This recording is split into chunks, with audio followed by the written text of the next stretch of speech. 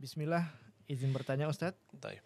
apakah benar ketika ada keluarga kita yang meninggal, maka kita tidak boleh menangisinya karena nanti beliau diazab di alam kubur. Yang seperti ini bagaimana Ustadz? Taib. Alhamdulillah.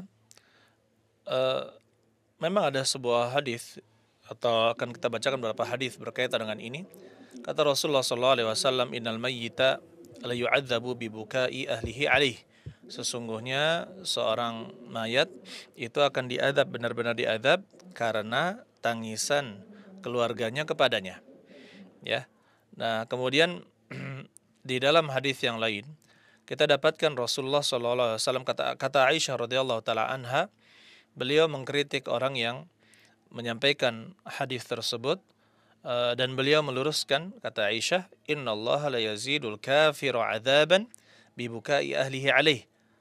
Ya, sesungguhnya Allah akan menambahkan kepada orang-orang kafir azabnya dengan tangisan keluarganya kepadanya.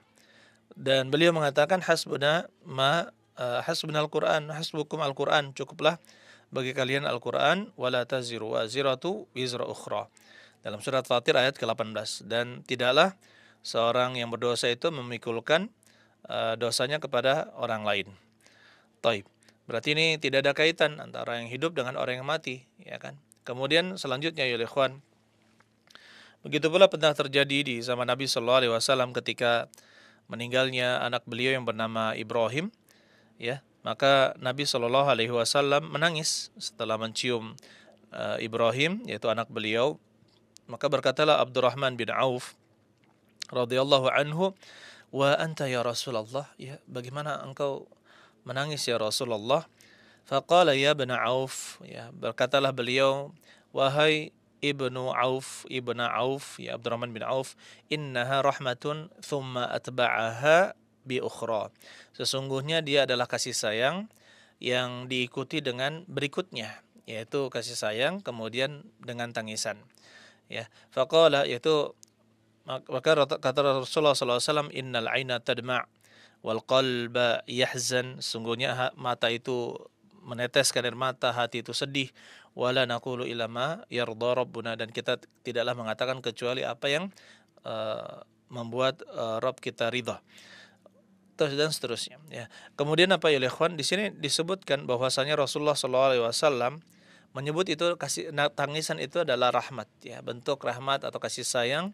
Tapi dari beberapa dalil yang kita bacakan ini ya ikhwan, maka mungkin akan membingungkan, ya, sebenarnya apa kesimpulan dari perbedaan ini, ya. Maka kita katakan ya ikhwan, ada beberapa hal yang kita katakan. Yang pertama, ya, jumhur ulama mengatakan bahwa hadis yang kita bacakan tadi tentang tangisan yang berpengaruh kepada orang yang meninggal itu apabila dia yang meninggal itu seketika sebelum meninggal dia berwasiat agar menangisi jenazahnya atau menangisinya ketika sudah dikubur.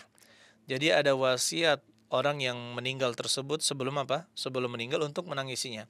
Dan ini adalah kebiasaan, ya, sebagian kebiasaan orang-orang jahiliyah di zaman dahulu. Jadi mereka menangisi, memerintahkan atau menyuruh keluarganya untuk menangisinya setelah dikuburkan.